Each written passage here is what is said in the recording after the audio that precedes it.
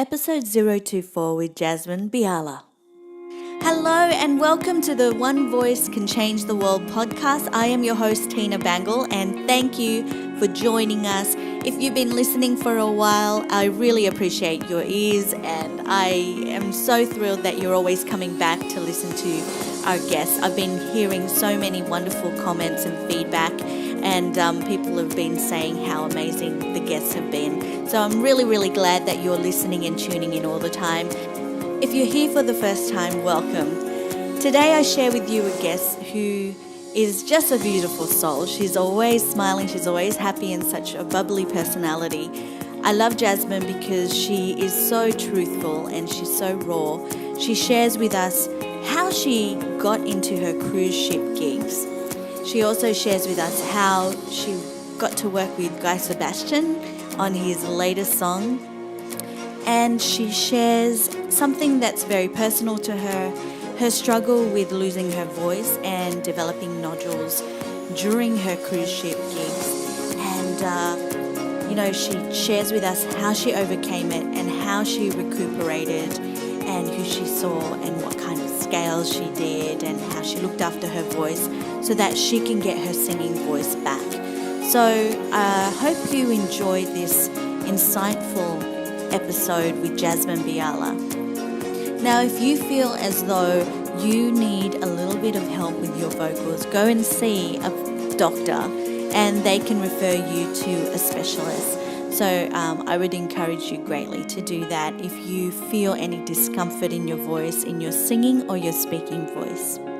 This episode was brought to you by the Diaz Foundation and the 5 Vocal Tea. Welcome to One Voice Can Change the World podcast. I'm your host, Tina Bangle, vocal coach and professional vocalist. In each episode, we bring you an inspiring person doing wonders in the music industry today. We hope to give you motivating messages to help you navigate towards your musical dreams. I'm so grateful you're here, and now let's give you something to sing about. Yeah, thank you so much, Tina. I'm so excited to be on your podcast.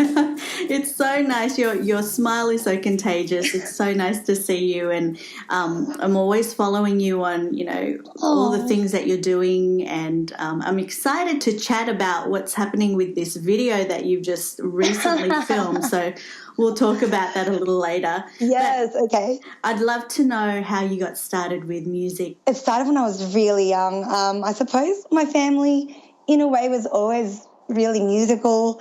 There was always karaoke going on. I remember having just videotapes of karaoke just at home. My mum loved singing, and she would always say, when you grow up, I want you to be a singer. And like my dad and I would sing into, the electric fans. Oh, yeah. And, you do like a... Yes. And I would love that so much. And my brothers would play guitar.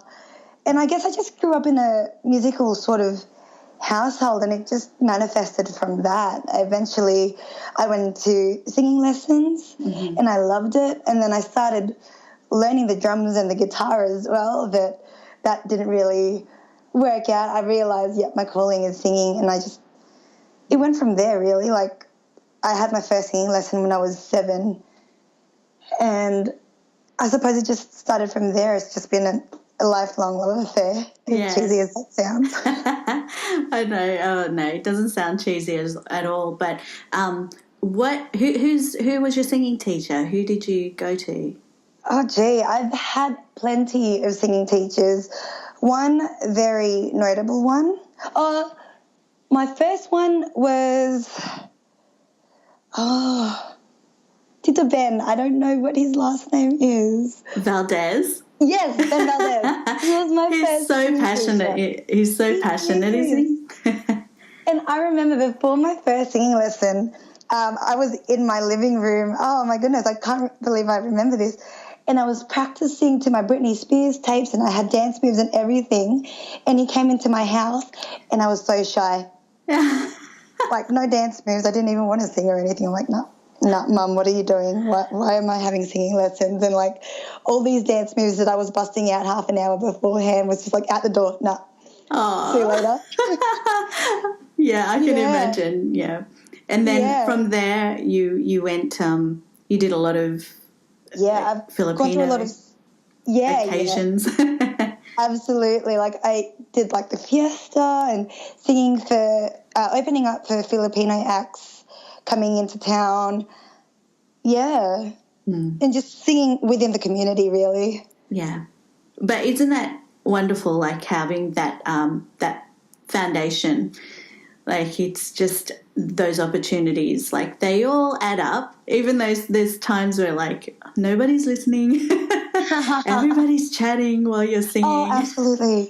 Yeah, I know what you mean, but it does, like, I can't thank that enough, like having those experiences growing up, because it did boost my confidence. And yeah, just doing those things showed me that this is what I want to do for the rest of my life, really. Yeah, that's awesome. Yeah. Yeah.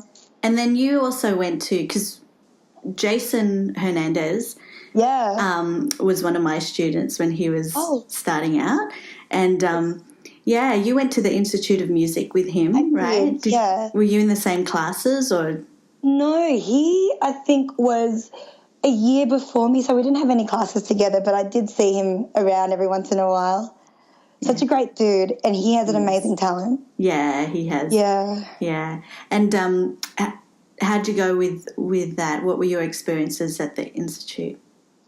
I loved it. I mean, first and foremost, it was the best place to network. Yes. A lot of the people I work with now are people I met through AIM, and the people I met through them, it's amazing. And, like, the teachers were wonderful and the networking. Yeah, I think that's what I took from there too. Just the networks and the opportunities that the lecturers would give you if if you kind of stood out or if you really did the work.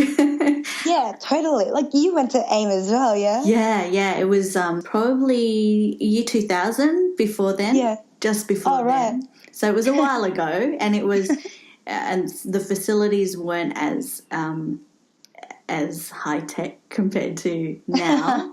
But the networking was amazing. Yeah, like the people you meet at AIM just really, I don't know, become a basis for who you know in your career. Yeah, and it's such a small world too. It's such a small industry, so you end up running into everybody. Exactly, it's a small scene. Everyone knows everyone. Yeah, exactly. Basically, I started off in an originals band. As funny as it sounded, it was like a prog metal band. Yeah, what was it called again? Enter the Ninja. Yeah, that's so cool, because that's how I got to know you, because you started blogging. Were you blogging, or you went to Japan and you started blogging, or? Oh, in Korea, yeah. Okay.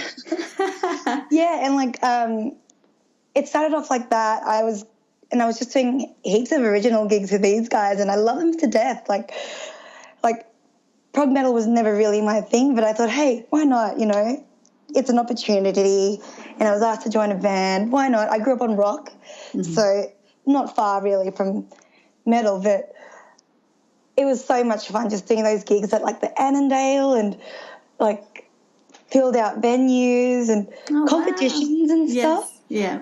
So that was really cool, and I suppose I started from that. And from there, how did I really get started out? I started out in my acoustic duo with my mate John. Yeah. Yeah, so we've got a website as well, jasmineandjohn.com, and we still do the same thing that we were doing back then. And from there, I guess it just branched out. I met more people. Now I work in bands, and I work with different agencies doing weddings and corporate events. And do you book that yourself, or do you have or John books it, or how do you? Yeah, I book them myself through the website. Otherwise, I do have other agents like Press Club Band that book me for weddings. Oh, cool. Yeah. I know you've been busy with doing your cruise ships. Tell us some of the things that helped you get those bookings, or some of the maybe 5 essential things that kind of you need to do as a singer to be able to get a gig like that.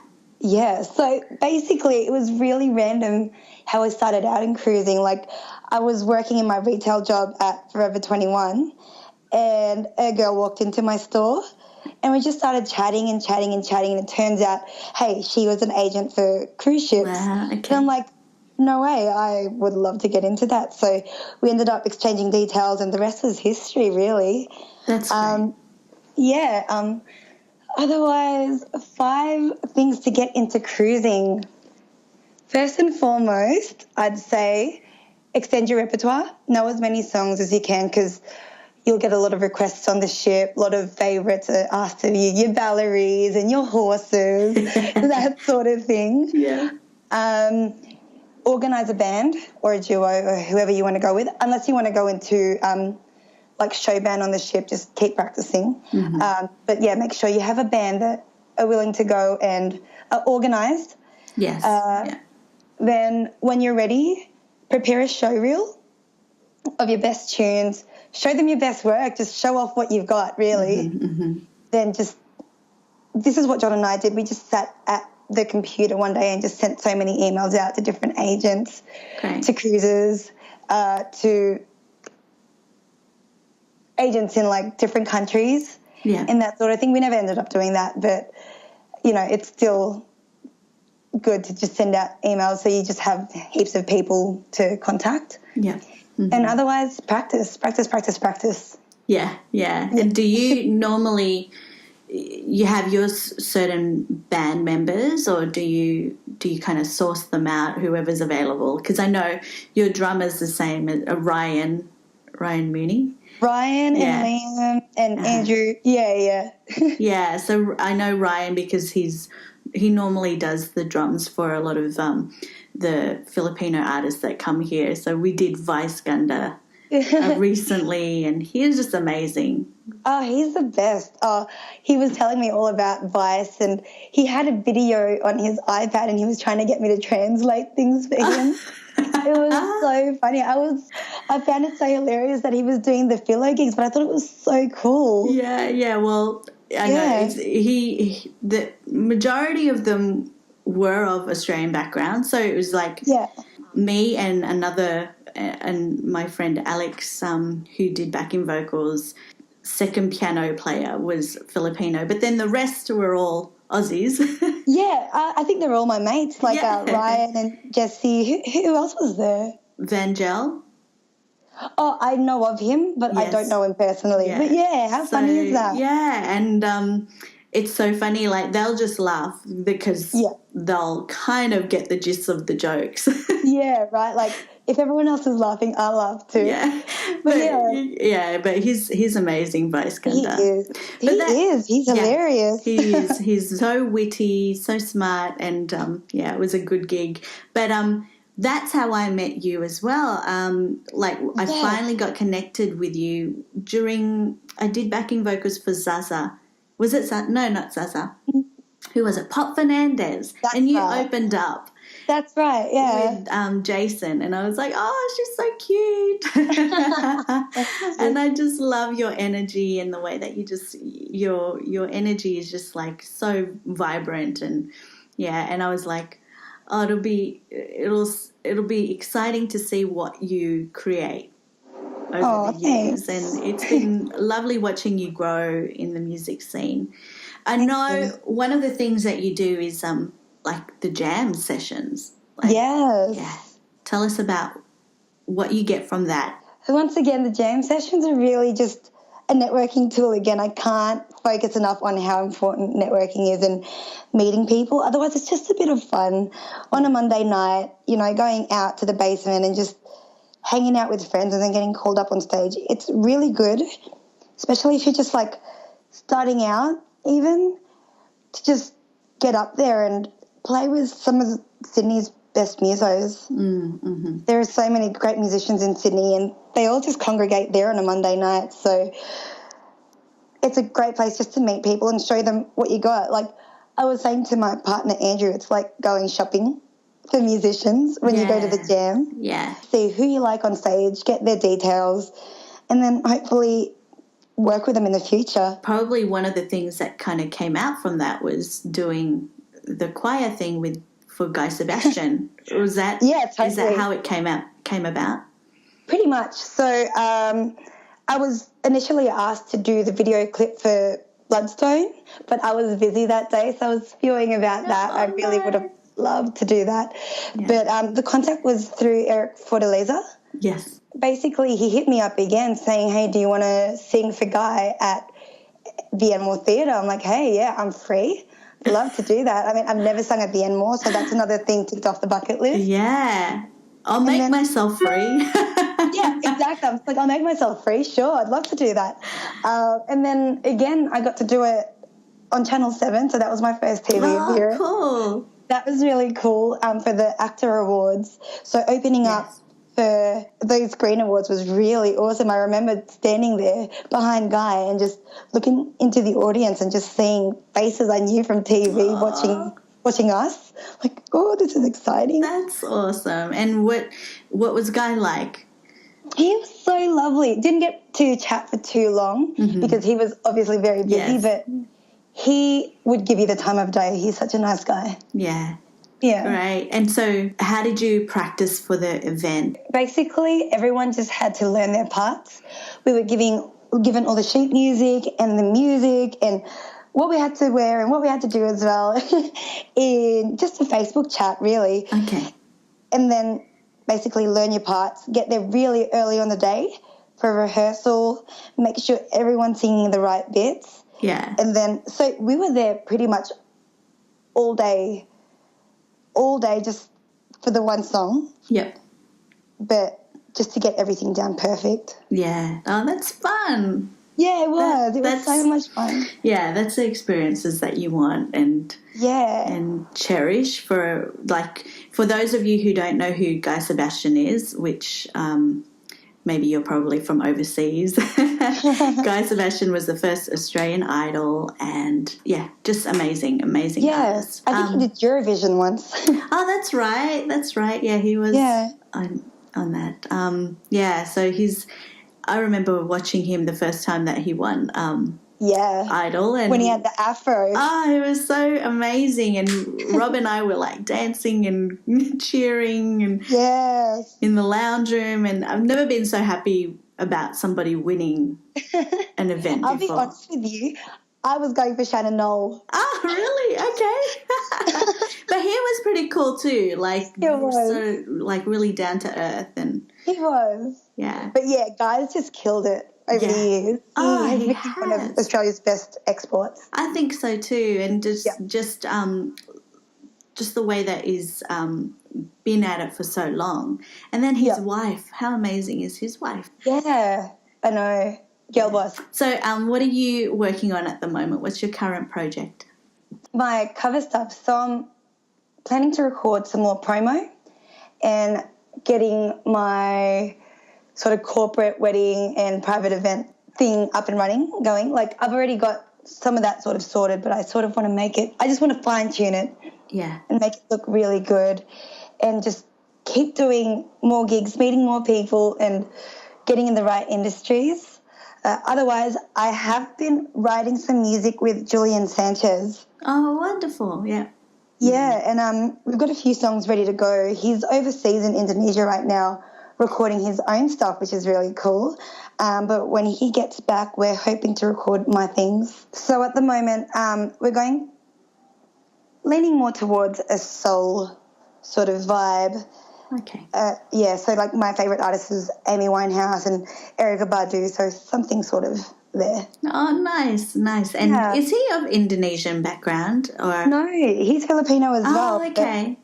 But, there's so many amazing musicians in Indonesia that have come here, and Julian's just met them over here, and he loved them so much that he's gone over to them just to get them on his tracks. Oh, that's awesome. I didn't realize, I wasn't sure because he was always in Indonesia, and I really wanted to chat to you about some of the failures or perceived failures that you've had in the music industry. And I think a lot of people, it stops them from moving forward when they see failures. So what about you? Like, what are your failures, but how did you overcome it? So last year, I was having a bit of trouble with my vocal cords, and I ended up going to an ENT to get a scope, and it turns out I had nodules on my vocal cords. Basically what had happened was I was very fatigued because, as you know, I was on the cruise ships a lot. I'd go on for 2 weeks, have a tiny little break, and then go back on a ship. And as much as I loved cruising, the environment was very dry. The air conditioning was on 24/7, and it dried me out. So I had nodules, which was terrible and terrifying for someone who sings full time. Yeah, you make a living out of it. So, yeah that would have been devastating. Yeah. And so you went to see the speech pathologist, did you say? That's right. Yeah, I went to the Voice Connection in St. Leonard's and I saw a speech pathologist. And just through weeks and weeks of hard work, we got through it. I've still got a polyp on my vocal cords, unfortunately, but we've gotten rid of the initial nodules. And basically, basically they said if I'm comfortable enough singing on the polyp, we don't need to have surgery, which is really good. And all of this was just possible through being really strict with warming up, cooling down, steam inhalations, Actually, I was going to ask you, what do you use for your steam inhalations? What do you... So I just use Bosisto's steamer. I could show you, but Oh, okay. It's in the other room. But that's all right. So how often do you do that? So I do that in the mornings, 5 minutes, and then I'm really strict. After that, 2 hours after that, there's no singing and no heavy vocal use. So just if I have time, I do it in the afternoons as well. But I don't really get the time as much anymore. But when I was initially diagnosed with the nodules, I was doing it 3 times a day. Then after that, at night before bed, I do it then too.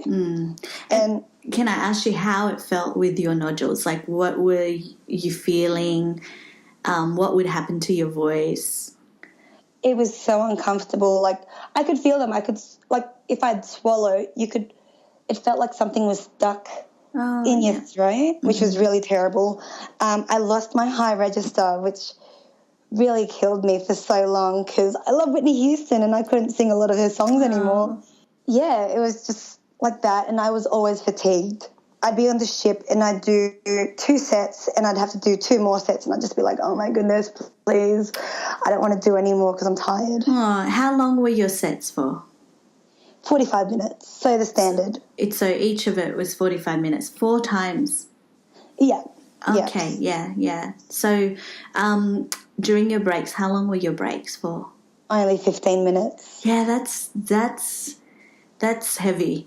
Yeah. And during your breaks, what would you do? You just wouldn't talk, or you... Pretty much tell the boys, hey, listen, I'm not going to talk right now. I'm just going to rest my voice. I'd have a spoonful of Manuka honey and just be at the side sipping on my water. I think one of the things that... Because when I was doing, like, gigs, 4 times a week, I was with a band, a covers band called Midnight Sun, and we would, do the corporate gigs and do weddings and it was full on, not as full on as probably what you were doing, because what were you singing 7 days?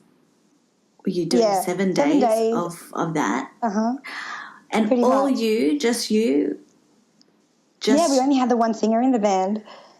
Oh, so and it was party sets because I know, like, it was. Right. So we were booked as a party band, and basically it would just be nonstop, crowd hyping, getting everyone going. Yeah, just keeping everyone going, just keeping everything high energy. And then when you would finish your gig, I know the importance of cooling down, right? Absolutely.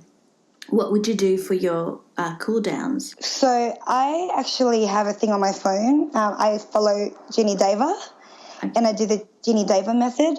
Basically, I just massage my larynx and make sure that's nice and comfortable. Then I do, forward resonance, glides on N's and NGs, and then just lip trills. Yeah. Okay, cool. Yeah. And when you'd finish your gigs, you'd do your cool downs, then you'd go to sleep. Yeah. And how would you spend your day to make sure that you would recuperate for the next night? Or is it only nights that you would perform? Or See, sometimes we'd be on as early as noon. okay. And that would sort of suck because I'm not an early waker, and I sort of like to give my voice a few hours to wake up. You know how when you wake up, your voice is just like croaky and yeah. Yeah, I like to give myself at least an hour to fully get into it. So I'll just lay in bed for an extra hour and just like do silent trills. How do I get ready before then? I'm not going to lie to you. It was just relaxing by the pool. Well, that's good. Yeah. Not using my voice, reading a book. Just relaxing and obviously doing the steams in the morning and doing vocal exercises as well. Like I even exercise before I chat. Yes, yeah. I think that's important too. I think a lot of vocal fatigue comes from talking over loud music during a gig. I think or just talking in general. Yes, and just like when you're speaking during your breaks, I think, and speaking over the top of music or calling out to people. I think that's something that a lot of people find contributes to vocal fatigue. Totally. Yeah, a lot of people don't realise that a lot of vocal fatigue does come from speaking. Speaking to my speech pathologist, she actually told me my technique is fine with my singing. It's my speaking that's a big problem, so I've had to change the way I speak even. Yeah, and what were those things that you needed to change? So after singing, I'd start speaking in a sort of hushed tone like this. Yeah. And my speech pathologist was just like, that actually hurts your voice a lot more. Whispering kills your voice. So I'd always have to be mindful of keeping my voice at this level that I'm speaking to you at now, which is a sort of 6 out of 10, as she'd say, like instead of the 3 out of 10 that I was using to sort of try and rest my voice, which was not doing it any favours at all, which I didn't realise until she pointed it out to me. Yeah, that's good advice. I think so what I do with my students is that, like, I say that you need to speak with animation. And this is what I learnt from my vocal teacher, Lee McRae.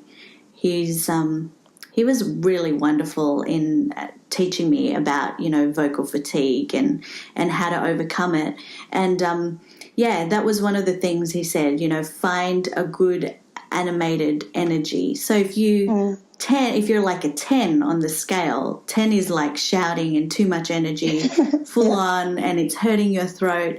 And then 0 is like, whispering and too, like, really, like, soft and not energized at all. So he would say to me, okay, what level of energy are you speaking at or singing at? And then I would choose which number, because then I'd be able to gauge myself. So, absolutely. And then he'd say, okay, if I say, I'm giving myself an energy level of 3, and then he'd say to me, okay, give me an energy level of 6.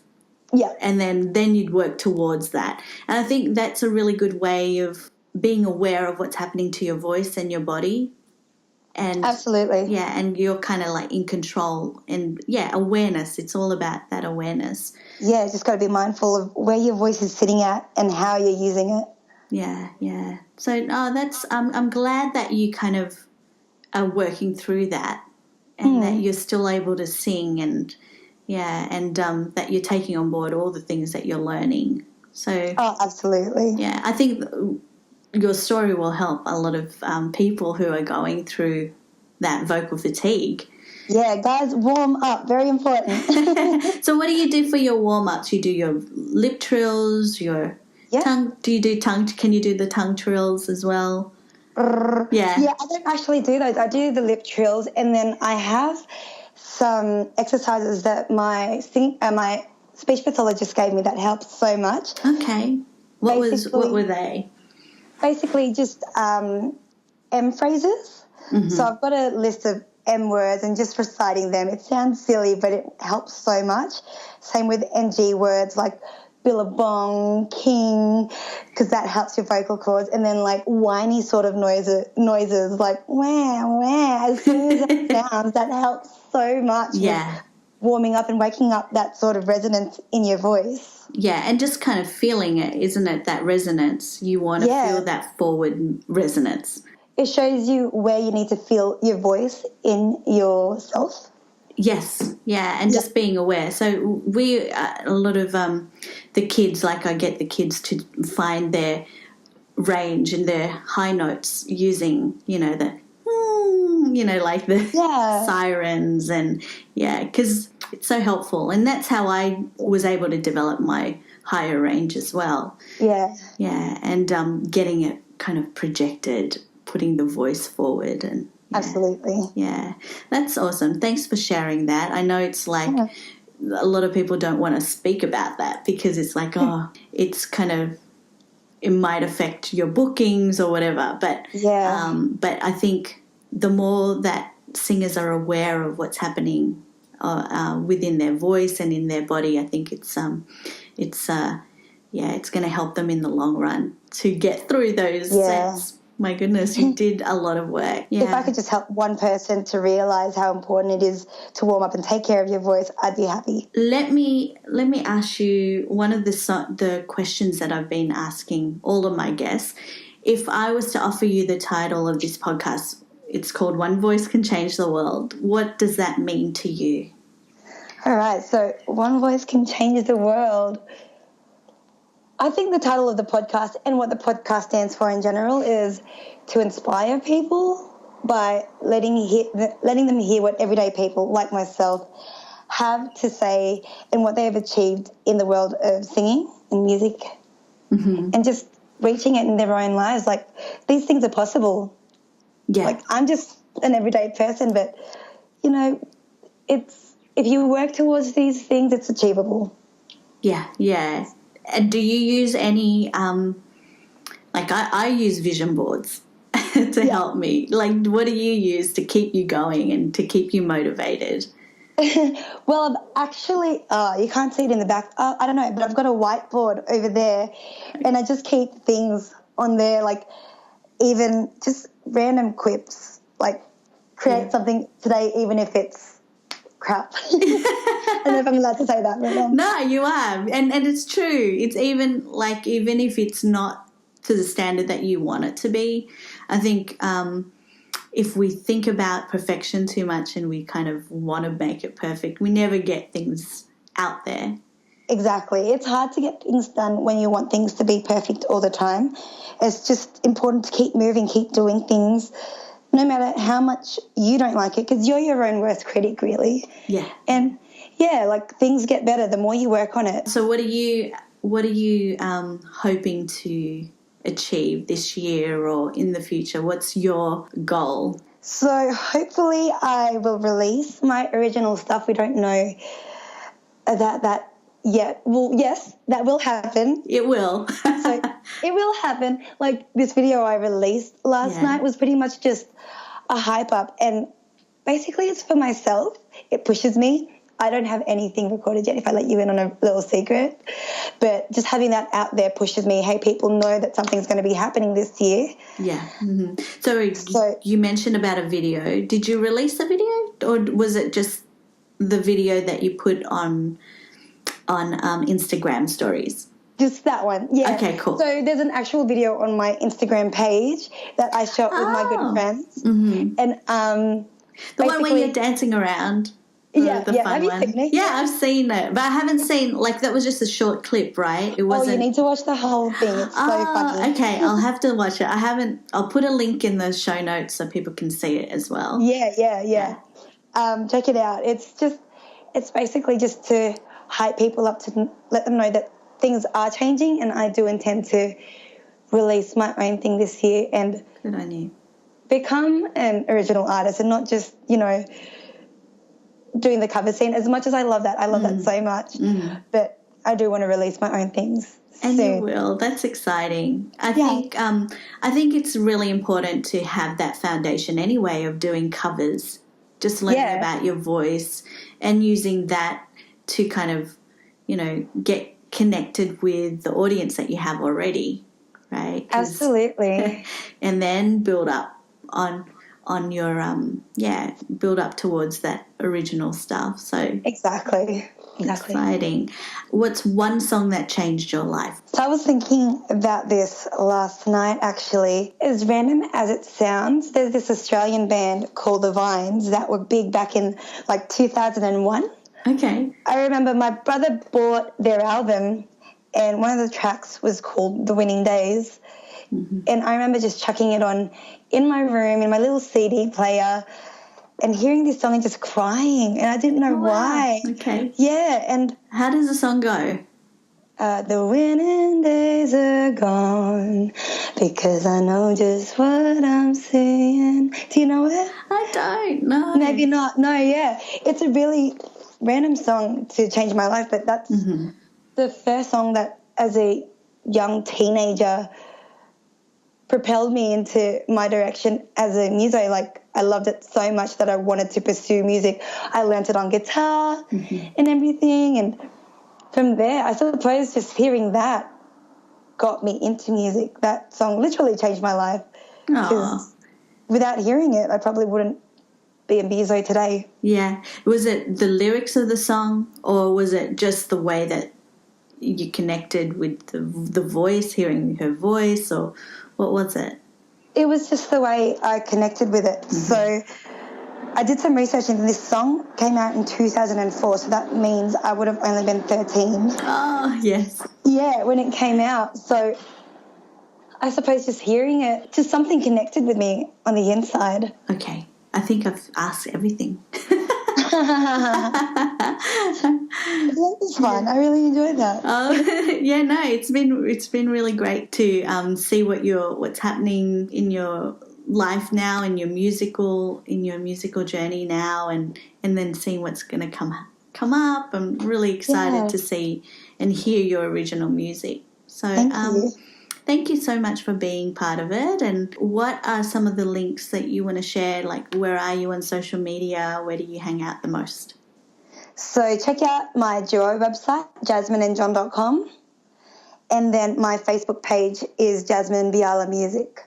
So that's it so far with the music links. Okay. And I've got my Instagram page, but I am going to revamp that eventually. Oh, cool. Okay. So that's Jasmine Biala, but I think I'm going to make a new one and keep that one like a private one, and then relaunch a new one for my music. Awesome. Yeah. Well, we'll have those links in the show notes, and you can follow Jasmine and see what she's up to. So thank you so much, Jasmine. Thank you so much for having me, Tina. You're this was so fun. welcome. I'm so proud of you, and I love, watching you grow, and thank you for also, being part of some of the courses that I've created as well with the accelerator. Do you remember? Yeah, that was so great. I really enjoyed that. Yeah, no, it was great to see you there. What are some of the things that you took from that and that you feel helped you? Oh, gee, so much. Like, one thing would have been Fidelia's cruise. Yes. She really helped me in focusing on an image and a brand. I didn't realise how important that was beforehand, but that was very important. Great. Yeah, I really loved your photos that you took recently. I think it was, I don't know who took them. I can't remember the photographer, but you were like in the Asian grocery store. And Vienna Marie. Okay, they were really cool shots. Yeah, thank you. She works magic. Yeah. Like, I use her all the time now for all my photos. She did the video as well with Rafael Canillas. Okay. Yeah, and those guys just work magic with their photography and their video sessions. They work with Redscope, so they are very good. Oh, wonderful. Yeah. So, yeah, I think that direction that you took in there was you, and it's fun, and absolutely loved it. Yeah, she makes sure to get my personality out in the photos, which is really cool. Yeah, it's good. Yeah. Well, congratulations, and looking forward to seeing what you create and your new music. So thank you so much for being on the show. Thank you for having me. Thanks, Jasmine. Okay, bye. Bye. It was so wonderful to chat to Jasmine, and I really appreciate her sharing her story. I hope you enjoyed that one. And if you are looking to have a vocal coach, please don't hesitate to contact me. You can email me at tina@tinabangle.com, and I will see you at the next episode. Bye for now.